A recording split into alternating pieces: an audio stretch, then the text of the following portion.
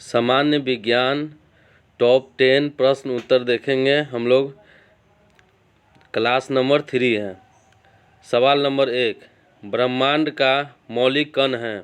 Option A परमाणु, option B अणु, option C मोल, option D Higgs boson. सही जवाब होगा इसका option number D Higgs boson. Trick के माध्यम से हम लोग देखेंगे ब्रह्मांड का मौलिक कण। मौलिक देखिए यहाँ पे मौलिक है, मौलिक यानी यहाँ पे हम मालिक से रिलेट करेंगे। और बोसान यानी बोस, बोस को हम लोग क्या बोलते हैं मालिक, या मालिक को हम लोग बॉस भी बोल सकते हैं। तो इससे संबंधित हम लोग याद कर लेंगे। ब्रह्मांड का मौलिक कण कौन हो गया, हिग्स बोसान, यानी मालिक और बॉस दोनों रिलेट हो रहा है। सवाल नंबर 2, सूर्य की ऊर्जा का मुख्य स्रोत है। ऑप्शन ए नाभिकीय विखंडन, ऑप्शन बी नाभिकीय संलयन, ऑप्शन सी प्रकाश का प्रकीर्णन, ऑप्शन डी इनमें से कोई नहीं। तो इसका सही जवाब होगा ऑप्शन नंबर बी नाभिकीय संलयन।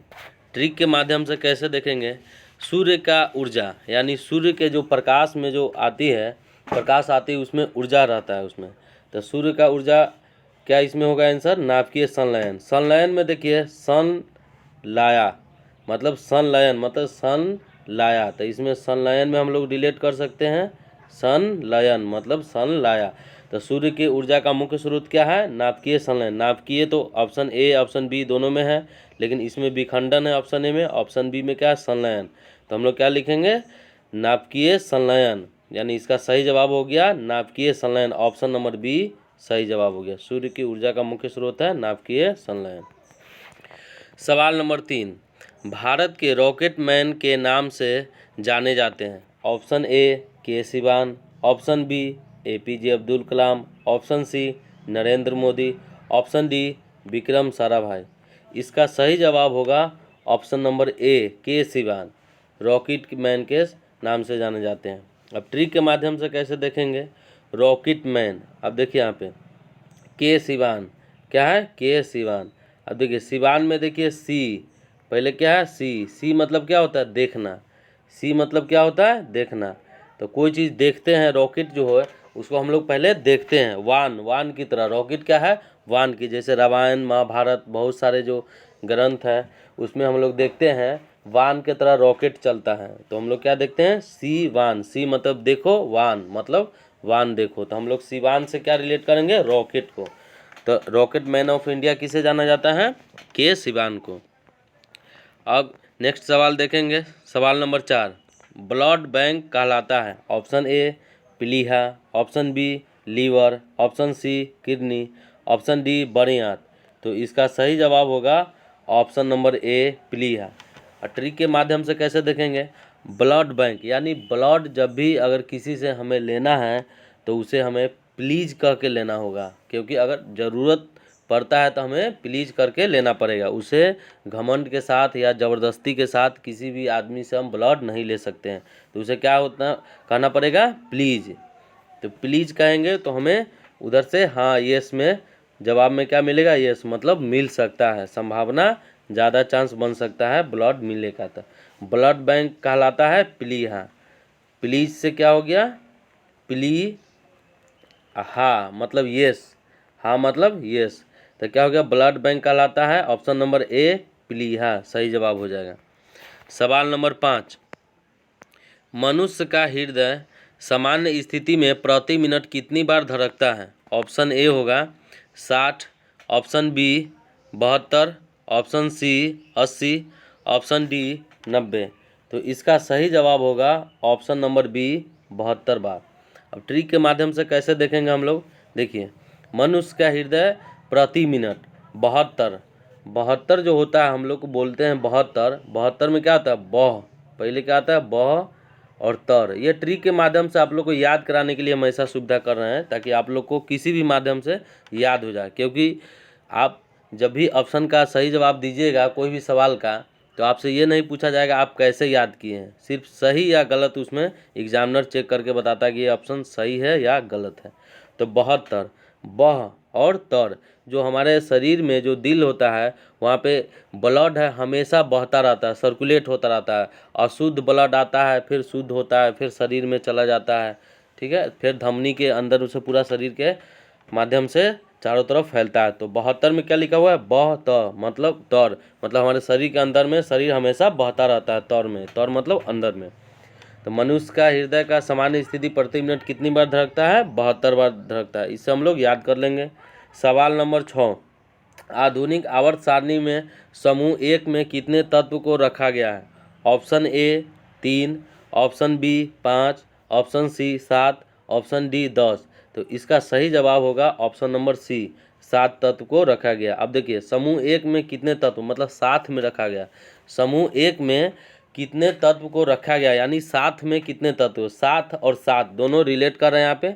साथ में अगर रखा गया है तो इसका मतलब साथ में रखा गया है, और यहाँ पे 7, तो दोनों से रिलेट करके हम लोग याद कर लेंगे। आधुनिक आवर्त सारणी समूह 1 में कितने तत्व को रखा गया? 7 तत्व को रखा गया है।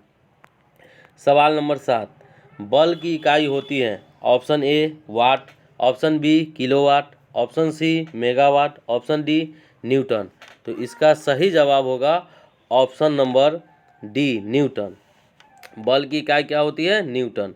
अब देखिए बल न्यूटन, टन में मतलब हम लोग टन यहाँ पे देखेंगे, टन यानी टन, TAN टन भी होता है, TAN टन भी होता है।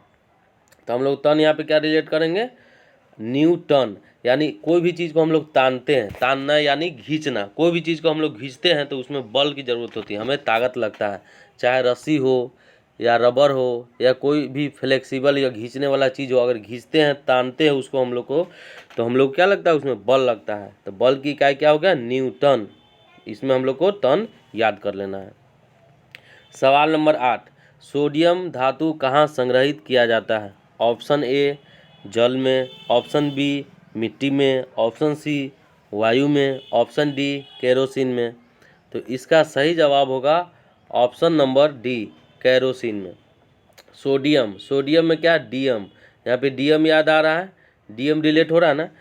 केरोसिन, केरोसिन मतलब रोसिन, यानी सीन है। कोई भी सीन अगर जैसे जिला में कोई भी काम हो रहा है, यानी सीन एक तरह से भी कह सकते हैं, तो उसे डीएम का अधिकार है, उसे रोक सकता है या रहने भी दे सकता है, नहीं भी रोक सकता है। तो सोडियम में डीएम देखेंगे, न केरोसिन में क्या है? सीन, सीन देखेंगे। इसमें क्या देखेंगे? सीन, मतलब कोई भी काम डीएम के अनुसार ही किया जा सकता है या होता है। रो इस एक और चीज़ देख सकते हैं, रो यानी कोई भी अगर समस्या तकलीफ आता है, आदमी रोता है, तो अंतिम से अंतिम अधिकार है कि डीएम के पास शिकायत कर सकता है, अगर कोई नहीं सुनता है उसे। तो दोनों से रिलेट हम लोग कर सकते हैं, सोडियम यानी डीएम, और सीन मतलब कोई भी काम होता है तो डीएम के इच्छा के अनुसार ही काम हो सकता है। अब देखेंगे यहाँ पे नेक्स्ट क्वेश्चन, सवाल नंबर 9, संवेग कौन सी राशि है? ऑप्शन ए अदिश, ऑप्शन बी सदिश, ऑप्शन सी दोनों ए तथा बी, ऑप्शन डी इनमें से कोई नहीं। तो इसका सही जवाब होगा ऑप्शन नंबर बी सदिश, सदिश राशि है। और समवेग, समवेग में हम लोग देखेंगे वेग मतलब सभी लोग वेग में रहते हैं, मतलब जल्दी जल्दी में रहते हैं, तेज रहते हैं कोई भी चीज़ में, काम में। असादिश, सदिश मतलब शादी से रिलेट करेंगे, सदिश मतलब क्या चीज़ से रिलेट करेंगे हम लोग? शादी से रिलेट, यानी शादी में अधिकतर लोग क्या रहते हैं? वेग में, वेग मतलब जल्दी जल्दी में रहते हैं। उस दिन बहुत तेज काम होता है समूह के साथ, यानी सभी लोग वेग में रहते हैं। कब वेग में रहते हैं? शादी के दिन वेग में रहते हैं। तो समवेग कौन सी राशि है? सदिश राशि। हम लोग ऐसे रिलेट करके याद कर लेंगे। सवाल नंबर 10, पोलियो का टीका सर्वप्रथम किसने बनाया? Option A Gregor Mendel, option B Gutenberg, option C Edward Jenner, option D John Salk.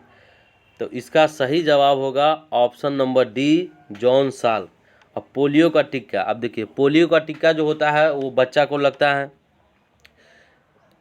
2-3 साल के अंदर में ही पोलियो का टीका बच्चे लोग को लग जाता है, छोटा बच्चा को। और छोटा बच्चा जो होता है अपने माता पिता का जान होता है। तो यहाँ पे क्या आ गया? जान, जॉन आ गया तो जान हो गया। साल्क, साल्क मतलब पोलियो का जब टीका लगता है तो बच्चे को साल में रखा जाता है। साल्क, साल्क है ना, यानी साल, साल जो चादर जिसको हम बोल सकते हैं उसमें रखा जाता है। साल के अंदर ढक के बच्चे को ले जाता था साल, तो हम लोग साल यहाँ पे याद कर लेंगे। और जॉन यानी जान, बच्चे क्या होता है, माता पिता का जान होता है। जान से भी ज़्यादा उस समय प्यार करते हैं और जान से भी ज़्यादा ख्याल रखते हैं, क्योंकि बच्चा छोटा होता है। तो पोलियो का टीका सर्वप्रथम किसने बनाया, जॉन साल्क, यानी जान से रिलेट हम लोग कर लिए और साल से भी रिलेट कर लिए, साल में रख के हम लोग ले जाते हैं, तो जॉन साल्क। ठीक है दोस्तों, अगर वीडियो अच्छा लगा है, आप लोग नया है तो चैनल को सब्सक्राइब कर लीजिएगा, दोस्तों के साथ शेयर भी कर लीजिएगा, ताकि और बेल आइकन दबा लीजिए ताकि आप लोगों के पास वीडियो सबसे पहले पहुंचे। और इसको बार बार यदि आप लोग देखेंगे तो आप लोग को दिमाग में ये चीज़ बस जाएगा कि कभी भी परीक्षा में अगर पूछा जाएगा तो आप लोग को आंसर सही ठीक लग जाएगा।